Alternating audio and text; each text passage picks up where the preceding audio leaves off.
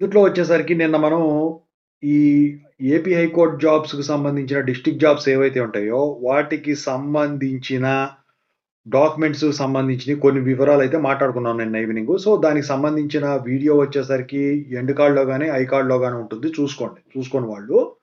So, ఇక ఇందుట్లో వచ్చేసరికి ఏంటంటే చాలా మంది అందుట్లో భాగమైనటువంటి ఈడబ్ల్యూఎస్ సర్టిఫికేట్ అంటే ఎకనామికల్లీ వీక్ సెక్షన్ వాళ్ళకు ఇచ్చే ఆహ్, ఈ సర్టిఫికేట్ ఏదైతే ఉంటదో అది ఎలా ఇస్తారు? దానికి రిక్వైర్మెంట్స్ ఏంటని జెప్పేసి చాలా మంది కూడా అడుగుతా ఉన్నారండి. సో, దానికి ఖచ్చితంగా కొన్ని రూల్స్ అండ్ రెగ్యులేషన్స్ ఉంటాయి. ఎట్లా పడితే అట్లా ఇవ్వరు. సో, అందుట్లో మొదటిదొచ్చేసరికి ఏంటంటే, మీరు గనక పెళ్లై ఉంటే మీ హస్బెండు గవర్నమెంట్ జాబ్ అయ్యుండకూడదు. పెళ్లి కాకపోయినట్టయితే మీ పేరెంట్స్‌కి వచ్చేసరికి గవర్నమెంట్ జాబ్ అనేది ఉండకూడదు.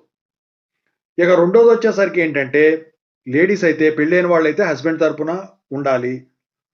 ఓకేనా? పెళ్లి కాని వాళ్ళైతే పేరెంట్ తరపున ఉండాలి. ఇక మూడోదొచ్చేసరికి ఏంటంటే, మీకు రెసిడెన్షియల్ ప్లాట్ అంటారు. అంటే అవొచ్చేసరికి ఏంటంటే 1000 స్క్వేర్ ఫీట్ గాని, అంతకంటే ఎక్కువ గాని ఉండకూడదు. ఇక ఆ తర్వాత ప్లాట్స్ పరంగా చూస్తే మున్సిపాలిటీ ఏరియాలో ఒకటి, పంచాయతీ ఏరియాల్లో కొన్ని నోటిఫైడ్ ఏరియాల్లో కొన్ని రిక్వైర్మెంట్స్ ఉంటాయి. 100 స్క్వేర్ ఫీట్ ప్లాట్ గాని, అంతకు మించి ఎక్కువ గాని మున్సిపాలిటీ ఏరియాస్‌లో ఉండకూడదు మీకు గనక.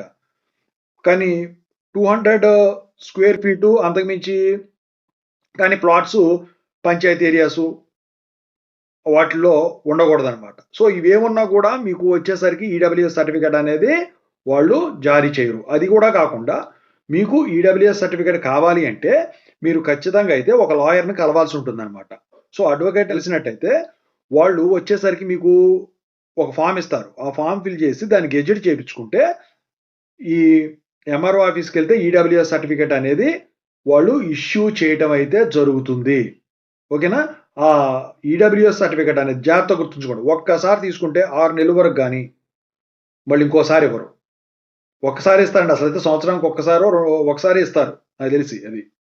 ఓకేనా? సో, జాగ్రత్తగా ఆలోచించి 10 మందిని ఎంక్వైరీ చేసుకొని తీసుకోండి. ఏది తీసుకున్నా కూడా మీరు. ఓకేనా? సో, ఈడబ్ల్యూఎస్ సర్టిఫికేట్‌లో వచ్చేసరికి ఈ నేమ్స్ గనక చేంజ్ గనక ఉన్నట్టయితే మీ అప్లికెంట్ పేరు గనక అందుట్లో గనక మ్యాచ్ కానట్టయితే మీరు ఇబ్బంది పడతారు. రిజెక్ట్ చేస్తారు. ఒకవేళ అందుట్లో ఏదైనా మిస్టేక్స్ ఉంటే వెంటనే రిజెక్ట్ చేయరు అక్కడ పెట్టుకొని, వీళ్ళు మీకు కాల్ చేస్తారు. అప్లికెంట్ నంబర్ ఏదైతే ఉంటదో దానికి. ఓకేనా? సో, ఈడబ్ల్యూఎస్ సర్టిఫికేట్ కావాలి అంటే ఇంత రిక్వైర్మెంట్ ఉంటుందండి. అయితే మీరు లాయర్ దగ్గరికెళ్ళినప్పుడు ఫీజు తీసుకుంటారంటే మరి 100 200 ఉండొచ్చు నాకు తెలిసైతే అది. సో, అది మీరు మీకు తెలిసిన వాళ్ళని కనుక్కుంటే వాళ్ళు చెప్తారండి ఖచ్చితంగా. సో, ఓవరాల్‌గా అయితే ఇదండి. ఎవరికి పడితే వాళ్ళకైతే ఇవ్వరండి. 5 ఎకరాలు అంతకు మించి ఎక్కువున్నా కూడా మీకు ఈ ఈడబ్ల్యూఎస్ సర్టిఫికేట్ అనేది ఇవ్వటం అయితే జరగదు. ఓకేనా? ల్యాండ్ పరంగా చూస్తే.